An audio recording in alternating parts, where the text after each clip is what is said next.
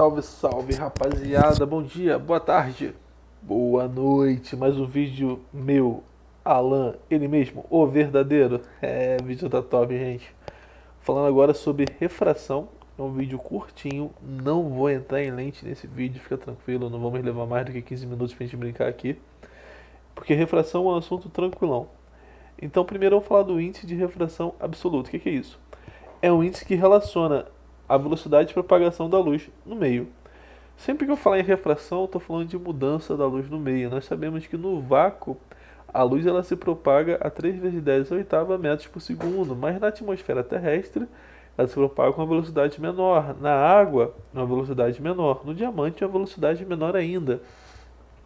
Então, dependendo do meio que a luz está se propagando, ela vai ter uma velocidade menor. O índice de refração é um índice que relaciona esta velocidade que a luz se propaga com o índice de refração.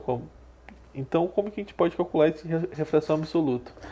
Esse índice de refração é dado por n, então quanto maior o n, mais denso é o meio que você está brincando, menor a velocidade, maior vai ser o n.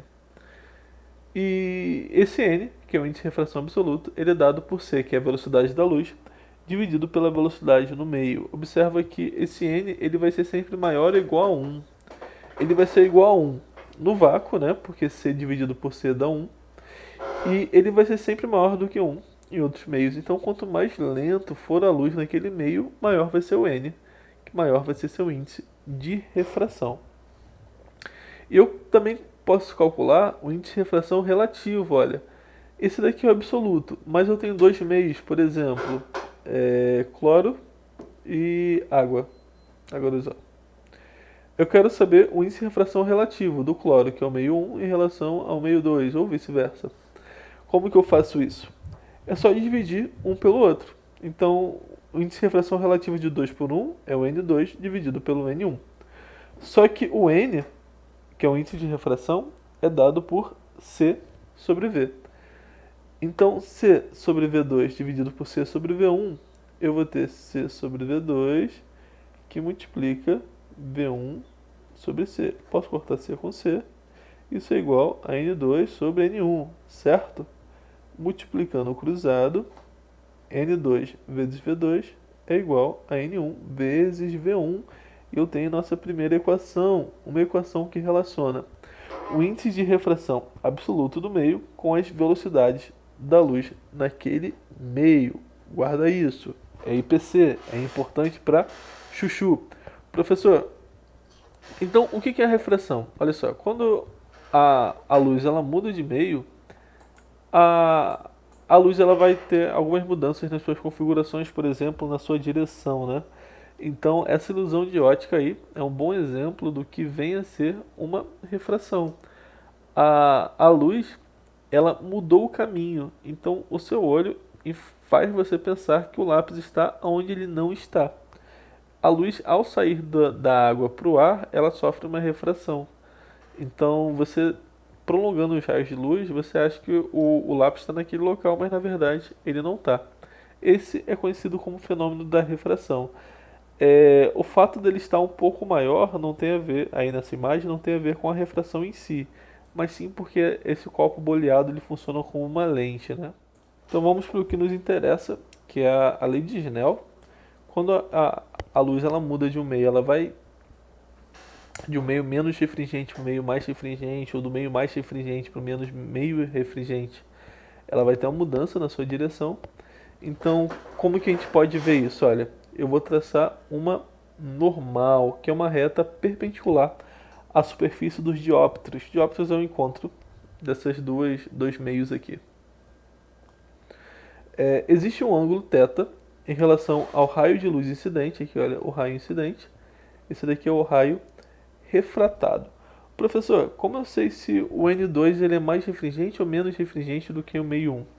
Existe um romance entre o raio de luz e a normal, e você pode chamar o N de amor. Olha que bonito e que profundo. Se o N aumenta, o amor aumenta, então o raio de luz ele vai ficar mais próximo à normal. Se o N diminui, o amor diminui e o raio de luz se afasta do normal. Nesse caso, olha só, o raio incide com certo ângulo e tem um ângulo maior em relação à normal no meio 2, o que significa que o n diminuiu. Só de olhar para essa imagem, eu sei que o n2 ele é menor do que o n1, apenas em olhar para essa imagem. E aqui eu vou te apresentar, não vou deduzir ela, a lei de Snell, que é n1 vezes o seno de θ1 é igual a n2 vezes o seno de θ2. E com essa lei aqui eu consigo relacionar o ângulo de incidência com o ângulo de refração do meu raio de luz, do meu feixe monocromático. Falando ainda de refração, a gente fala do ângulo limite. Eu tenho dois meios. Agora a minha luz vai sair do meio 2 para o meio 1. Eu dei o exemplo da água e do ar, mas é sempre de um meio mais refringente para um meio menos refringente. Quando a luz passar de um meio para o outro, atravessar esse dióptro, ela irá se afastar da normal. Eu quero saber o ângulo limite para que haja refração. Ou seja, olha, ela vai estar cada vez se afastando mais da normal à medida que eu for afastando esse feixe de luz, até que vai chegar um ponto que irá haver reflexão, que o raio de luz vai voltar. Eu não quero isso. Eu quero saber qual é o maior ângulo para que haja refração. Então, a minha máxima refração possível é quando o raio de luz ele sai aqui, olha, coladinho na água, fazendo um ângulo com a normal de 90 graus. E esse θ aqui eu vou chamar de θL, que é o seno do ângulo limite. Tudo bem?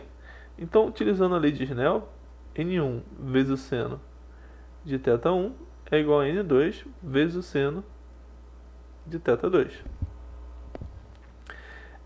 N1 vezes o seno de 90 é igual a N2 vezes o seno do ângulo que eu chamei de θL, θ limite. Seno de 90 é 1. Então, o seno do ângulo limite é N1 dividido por N2. E o arco seno desse seno aqui vai te dar o ângulo cuja você tem a maior inclinação possível para que haja refração. Qualquer ângulo que seja maior do que esse θL aqui, ele vai te dar uma reflexão e você não quer isso. Brincar com essa questão aí, olha, para a luz amarela emitida pelo sódio, os índices de refração de certo vidro e do diamante são. Então eu tenho o N do vidro é igual a 1,5 e o N do diamante que é igual a 2,4. Como eu te falei, quanto maior o N, menor é a velocidade da luz nesse meio. Então eu sei que no diamante a luz ela é mais lenta do que no vidro. Sendo a velocidade da luz no ar 300.000 km por segundo, calcule, letra A, a velocidade da luz no vidro. Então eu vou supor que o ar seja o vácuo aqui para ele, tudo bem que o N é igual a 1. Eu vou usar aquela relação que nós aprendemos, N1 vezes V1 é igual a N2 vezes V2. 1 vezes 300.000 é igual a N2, o índice de refração no vidro é 1,5, eu vou escrever como 3 sobre 2 vezes V2. Eu posso cortar esse 3 com esse 3, o 2 só multiplicando. V2, que é a velocidade da luz no vidro, é 200.000 metros por segundo. Respondendo agora a letra B. Sua velocidade no diamante, a gente vai utilizar a mesma relação. N1 vezes V1 é igual a N2 vezes V2. No diamante, o índice de refração agora é 2,4, tá bom?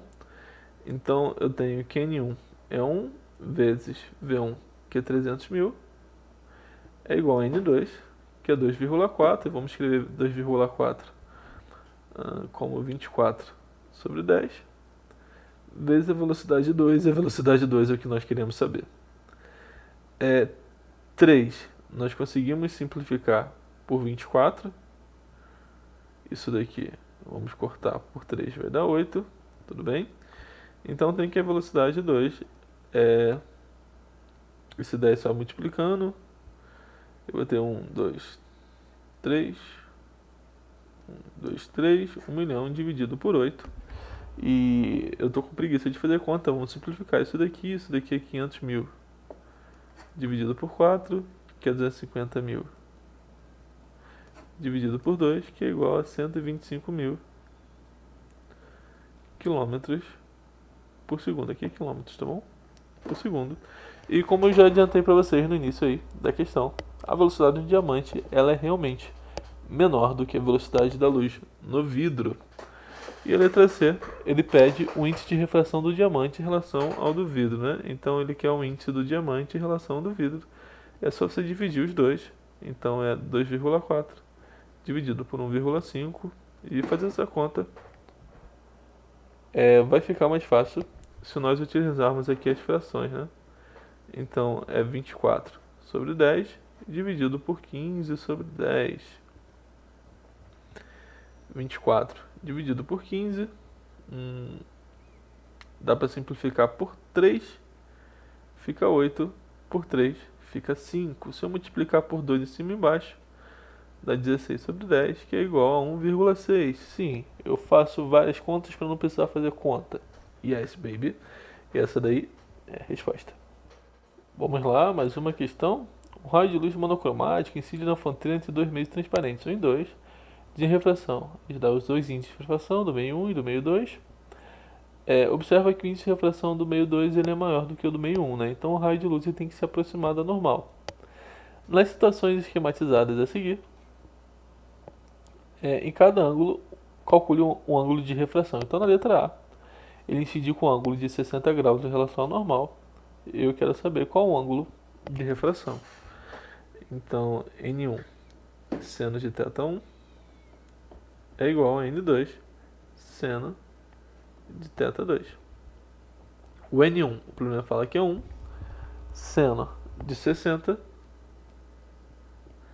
é igual a N2, o problema fala que é raiz de 3, vezes o seno de θ2, que eu não sei quem é. Seno de 60 é raiz de 3 sobre 2. É igual a raiz de 3 vezes o seno de θ2. Posso cortar a raiz de 3 com a raiz de 3 e o seno de θ2 é meio. Isso significa que o θ2 é 30 graus, porque o seno cujo ângulo é meio,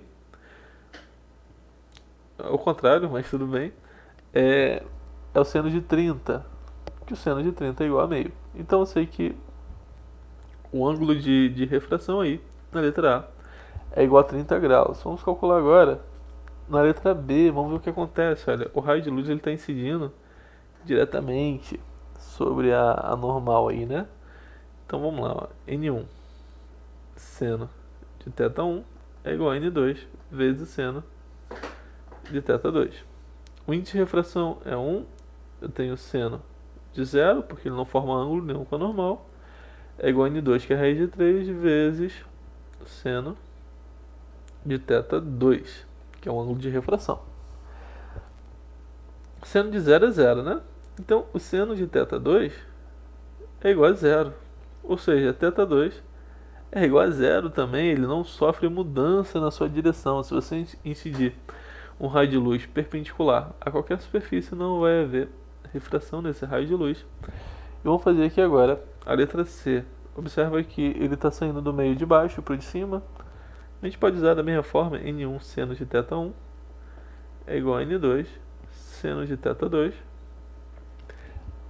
O N1 é 1, o seno de θ1 é o que eu quero saber, o N2 é a raiz de 3, e ele te dá um ângulo de fora, né? Mas eu tenho que utilizar um ângulo de dentro.